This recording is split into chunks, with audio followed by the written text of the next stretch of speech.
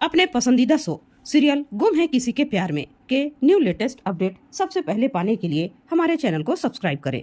आज के एपिसोड की शुरुआत में घर की बेल बजने पर तारा सोचती है कि सवी आई है और वह गुस्से में कहती है अब सवी आकर भाग्यश्री की चिंता करने का दिखावा करेगी। वह गुस्से में दरवाजा खोलने जाती है। दरवाजा खोलते ही वह रिद्धि को देखती है और चौंक जाती है। भाग्यश्री भी रिद्धि को देखकर चौंक जाती है। रिद्धि तारा के गले लग जाती है। भाग्यश्री रिद्धि को गले लगाती है और उसे डांटती है, तुम अमेरिका जाकर हमें भूल गई। भाग्यश्री कहती है, तुम्हें पता नहीं है मैं कितनी परेशान हो गई थी। मैं अभी तुझसे मिलने के लिए यूएस जा ही रही थी। रिद्धि हैरान हो जाती है और कहती है, इसका मतलब आप लोगों को पता नहीं था कि मैं किडनैप हो गई हूँ। भाग्यश्री हैरान हो जाती है। तारा भी हैरान होकर पूछती है, तुम्हारा क्या मतलब है? रिद्धि बताती है कि मुझे किसी ने किडनैप कर लिया था।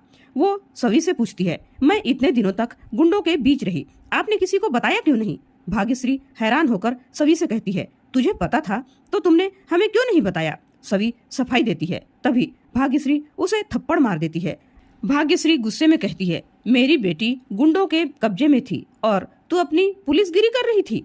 सवी कहती है, मैं खुद घबराई हुई थी, मैं आपको परेशान नहीं करना चाहती थी। तारा गुस्से में सवी पर भड़क जाती है और कहती है, क्या तुम्हारा दिमाग खराब है?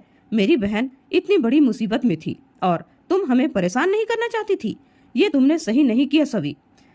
तुमने सच छुपाकर बहुत बड़ी गलती की है। तुम्हारे सच नहीं बताने से मम्मी की तबीयत और ज्यादा खराब हुई। अगर तुमने हमें सच बताया होता तो शायद हम रिद्धि को ढूंढने में कुछ और कर पाते। सवी कहती है, अगर मैं बता देती तो तुम सबकी जान में खतरा हो सकता था। अनिकेत पूछता है, ये सब कैसे हुआ? सवी बताती है, जिस दिन रिद्धि यूएस गई थी उस दिन उसके एयरपोर्ट पहुंचने से पहले ही उसे किसी ने किडनैप कर लिया। उन किडनैपर्स ने मुझे धमकी दी, अगर मैंने किसी को भी सच बताया तो तुम सबको नुकसान पहुंचा देंगे। सभी बताती है, आज किडनैपर ने जो वीडियो भेजा उसे ध्यान से सुनकर मैं रिद्धि तक पहुंच पाई थी। मैं बहुत मुश्किल से रिद्धि को बचाकर लाई हूँ। भाग्यश्री कहती है, इसके लिए क्या मैं तुम्हें मेडल दे दूं? अगर यह बात तुमने मुझे पहले बताई होती तो श्रीचंद से बात करके रिद्धि को पहले ही छुड़वा लेते। भाग्यश्री श्रीचंद से नाराज होती है और कहती है, उसने भी तेरी इस बेवकूफी में तेरा साथ दिया, मैं उससे बात करूंगी। उसके बाद सभी याद करती है कि उसने कितनी मुश्किल से रिद्धि को बचाया था, लेकिन भाग्यश्री ने उसे थप्पड़ मार दिया। तभी सई वहां आ जाती है और सभी को सैल्यूट करती है। सभी के पूछने पर सई बताती है, आप मेरी हीरो हो। आपने रिद्धि बुआ को लड़ाई करके बचाया। आपने भी मेरी बहादुरी पर मुझे सैल्यूट किया था, तो आज मैं आपको सैल्यूट करूंगी।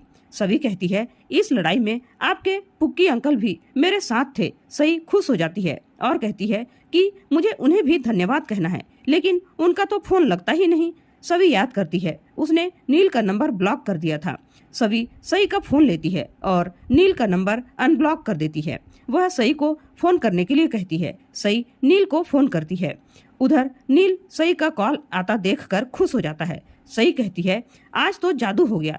इतने दिन से आपका फोन नहीं लग रहा था, लेकिन आज मेरी परी मम्मा ने ट्राई करने के लिए कहा और एक बार में ही आपका कॉल लग गया। नील कहता है, आपकी मम्मा तो जादूगर है, जादूगर। सई सहमति जताती है और कहती है, मेरी परी मम्मा तो सच में जादूगर है। सई नील को धन्यवाद कहती है और नील से कहती है, परी मम्मा ने मुझे बताया आपने गुंडों से लड़ने में उनकी मदद करी है।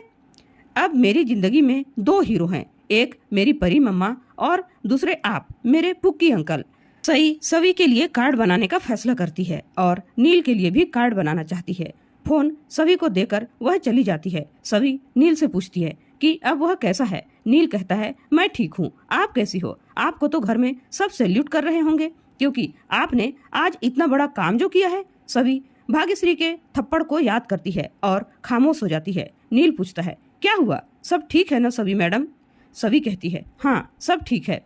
इतने दिनों से रिद्धि और मम्मी जी की टेंशन थी और ऊपर से उन किडनैपर्स ने अजीब अजीब डिमांड की थी। अब रिद्धि घर वापस आ गई है तो बहुत बड़ी मुसीबत टल गई है। कई दिनों से खुद से बात करने का भी टाइम नहीं मिला, यह समझने का भी समय नहीं मिला कि मैं क्या महसूस कर रही हूँ। मैं तो यह भी भूल गई थी कि मेरी खुद की भी कोई फीलिंग है या नहीं। नील सहमति जताता है और कहता है, जब आपने मुझे सही से बात करने से मना किया था तब मैं भी आप जैसा ही फील कर रहा था। नील सभी को सांत्वना देता है। उसी बीच सई कार्ड लेकर आती है। सभी कहती है पुक्की अंकल को वीडियो कॉल करो और वह वीडियो कॉल करती है, कार्ड दिखाती है और उसे OSS कहती है। सभी पूछती है क्या आपको OSS का मतलब पता है? सही कहती है मुझे पुक्की अंकल ने इसका मतलब बताया था, बुरे समय में बहुत अच्छी चीज का साथ होना। सही कहती है पुक्की अंकल हमारे OSS हैं। सभी हल्की सी मुस्कान देती है और हामी भरती है। सई नील से पूछती है आप कार्ड लेने कब आओगे? नील कहता है जल्दी ही मिलूंगा। सई उसे फ्लाइंग किस देती है। नील भी फ्लाइंग किस करता है और फोन कट हो जाता है। जीतू चुपचाप यह सब देख रहा होता है और हैरान होता है। दूसरी तरफ लीना विनोद से कहती है समझ में नहीं आ रहा नील सभी और उसके परिवार के लिए अपनी जान क्यों जोखिम में डाल रहा है, आखिर इनका रिश्ता क्या है? तभी जीतू बीच में बोलता है नील ने सभी की बेटी से भी रिश्ता जोड़ लिया है। मैंने यश और मंजरी को पहले भी चेताया था कि नील को सभी के पास जाने मत दो, लेकिन उन्होंने मेरी बात नहीं मानी। भूषण कहता है कि अब हमें नील को जबरदस्ती यह बात समझाना होगा, लेकिन विनोद कहता है जबरदस्ती करना सही नहीं है भाऊ। विनोद लीना से कहता है तुम भी सभी को कोसना बंद कर दो, कहीं ऐसा न हो जिस तरह नील तेजस्विनी के लिए भड़क जाता था उसी तरह वह सभी के लिए भी भड़क जाए। हमसे बात करना ही बंद कर दे। लीना हैरान होती है। दूसरी तरफ श्रीचंद भाग्यश्री से माफी मांगता है और कहता है मुझे नहीं पता था कि रिद्धि को किडनैप किया गया है, वरना मैं सभी का साथ कभी नहीं देता। भाग्यश्री कहती है मुझे तुमसे ऐसी उम्मीद नहीं थी श्रीचंद। श्रीचंद रिद्धि से पूछता है तुम्हें कुछ याद है? तुम्हें किसने किडनैप किया था? रिद्धि याद करती है मारुति उसके साथ अच्छा बर्ताव कर रहा था। वह झूठ बोलती है, उसे कुछ भी याद नहीं, मारुति का नाम नहीं लेती। अनिकेत भाग्यश्री से कहता है सभी और नील ने अपनी जान जोखिम में डालकर रिद्धि को बचाया, तो हमें उनका साथ देना चाहिए, उनका शुक्रिया अदा करना चाहिए। श्रीचंद सहमति जताता है और कहता है मैंने गणपति मंदिर में पूजा रखी है, आप सभी को वहां आना है। मैं सोच रहा हूँ डॉक्टर नील के भी परिवार को बुला लिया जाए। इसी बीच सई खुश होकर नील का नाम लेती है। तारा पूछती है क्या तुम नील प्रधान को जानती हो? सई कहती है वही तो है मेरे पुक्की अंकल जिसने मुझे बेड अंकल से बचाया था। सभी से उसका फोन लेकर आती है और सबको फोटो दिखाती है। वह सबको बताती है कि पुक्की अंकल ने परी मम्मा के साथ रेस में भाग लिया था और मुझे जिताया था। तारा हैरान हो जाती है, सभी पर ताना मारते हुए पूछती है क्या अब तुम रजत की जगह नील को अपनी जिंदगी में लाना चाहती हो? श्रीचंद हैरान होकर सोचता है कहानी में अब ये क्या नया मोड़ आ गया। मुझे तो लगा था डॉक्टर नील अपनी पत्नी के कातिल को ढूंढने स्विट्जरलैंड गया है, लेकिन वह तो स्कूल में जाकर रेस में हिस्सा ले रहा है।